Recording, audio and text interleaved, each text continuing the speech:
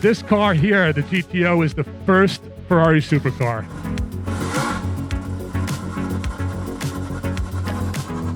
Stepped up to the plate. They said, you know what? We're going to take you up on this competition. We're going to use our most exotic F1 technologies. We're going to make it out of carbon Kevlar. We're going to put a V8 in. We're going to mount it longitudinally. We're going to put twin turbos in. We're going to make a car that's just going to blow the socks off everybody else and enter it into this race. We're going to make 200 of them. 0 to 60 in 5 seconds, 189 miles per hour, 395 horsepower.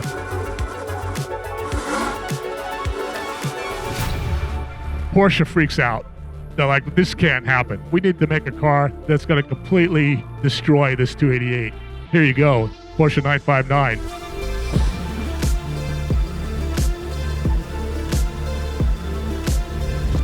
Now you got a car that's almost 200 mile per hour, way over the 300 kilometer per hour at the time, 0 to 60 in 3.6 seconds. Now it's a 450 horsepower car, quite a bit more horsepower than the 288 with a smaller engine. So here's a 6-cylinder engine that's got more horsepower than a V8 turbo. And not only that, the car could ride 100 miles an hour plus off-road, 4-wheel drive. It's just an amazing accomplishment.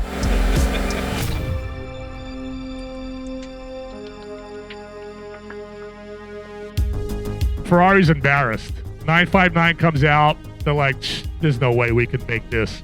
We need to do something fast. So Enzo Ferrari, the owner of Ferrari at the time, said, let's just make a car that's just going to beat 0 to 60, the top speed. We don't need the 4-wheel drive because Group B was canceled in 86, so they didn't really have to compete off-road with the cars.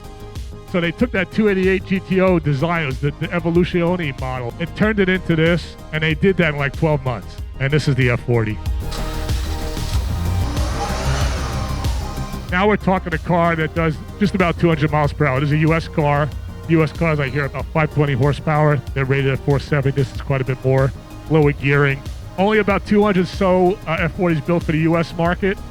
So you can kind of see the intercoolers, the same as the 288. They're kind of done a little bit differently. The wastegate's in the middle here. That's that center pipe. For the most part, people think the F40's one of the first mass-produced production cars to exceed 200 miles per hour.